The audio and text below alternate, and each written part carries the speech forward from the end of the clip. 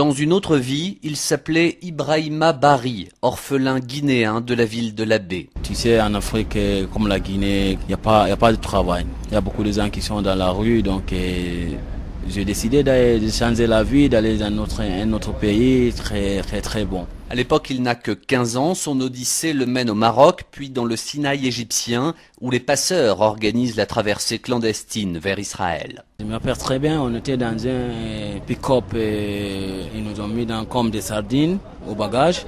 Il y a la route, il faut descendre. Donc on est venu à une montagne très haute. Ils ont coupé les grillages. On est venu, on a ouvrir cette grillage et on est rentré. Le jeune Guinéen erre dans ce pays nouveau à la recherche d'un travail ou du statut de réfugié qui lui sera refusé.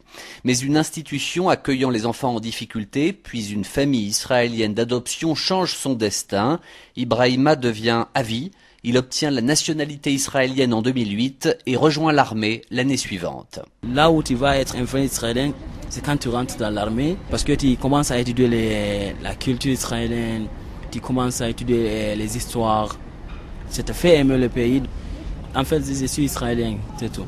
C'est ma vie ici, je ferai tout pour protéger Israël. Avi ne s'est pas converti au judaïsme, il se définit comme un Africain israélien.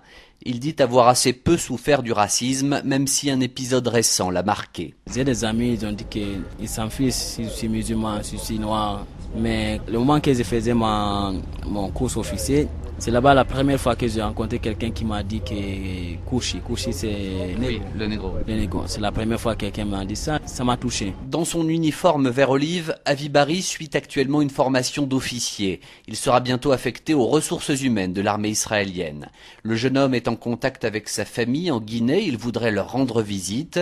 Avi a aussi un rêve, devenir diplomate et travailler au rapprochement de son pays d'origine et de son pays d'adoption. La Guinée et Israël n'ont aujourd'hui aucune relation diplomatique.